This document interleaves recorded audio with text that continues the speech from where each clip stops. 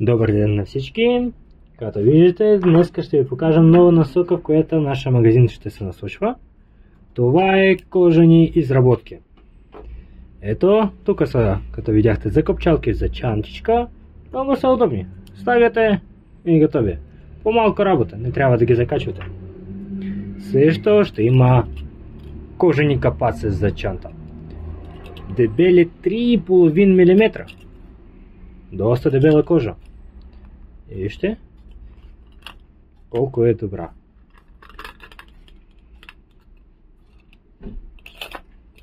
Също ние по-късно ще сложим и към тази. Тази е с дръжка, тази е без дръжка. Ето тази закопчалка. Ето на това място. Тук.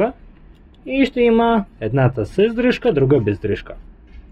И можете да плетете върху това вашата чантичка. Също има и другия цвят, черния. Баше тази е по-тъничка, 1,8 мм кожа, ама пак си е истинска кожа. Можете да видите тук какви са дупките и можете да видите тук какви са дупките. Връщено направени. Също ще има дръжки. Ще има единият тип дръжки, ето такива. Ето. Можете да ги сложите, просто ги штракате и са готови. А другите вече, ако искате да не са сменяеми, просто да ги вържете, ето. Има и друг вариант. И като забелязахте, тази пак 3,5 мм дебела кожа. Нещо, което много прочно. Добре държи. И нещо друго, което ние ще имаме, това е кожена основа за чанта. Ето можете да видите как тя ще изглежда. Ето кожена основа. Това е истинска кожа. Тази пак 1,8 мм. Ще ви покажа как това изглежда. Ето, можете да видите, това е основа.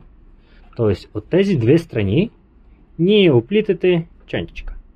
Ако искате полукръг, ако искате квадратна, но идеята, нали, че тук вие плетете с рафия или с нещо друго и има готова основа за чанта. Има и други цветове.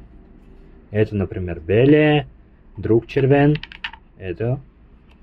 И има и такъв кафявичък. Но ако искате, можем по принцип да направим и от този 3,5 мм. Така че заповядайте, вашите поръчки са готови, ние ви чакаме. Ако искате, взимайте, поръчвайте.